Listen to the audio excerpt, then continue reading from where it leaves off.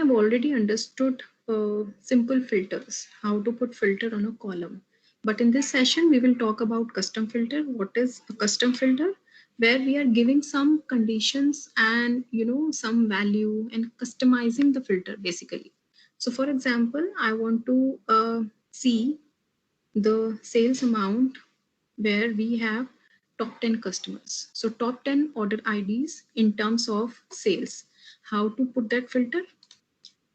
First of all, apply simple filter like we did earlier. Then click on this drop down and go to this number filter. And these all are the options of custom filter. Below average, above average, top 10, between, less than or equal to, less than, greater than or equal to, greater than, does not equal to, equals, right? So in case we are saying top 10 and we say okay, so it's giving me the top 10 customers or the order IDs in terms of sales. So 10 highest sales basically. So this is the use of custom filter. When we remove it, it gets removed like earlier.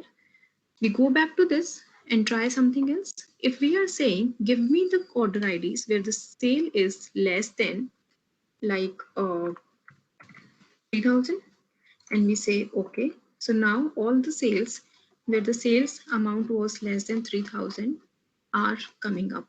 So this is called custom filter.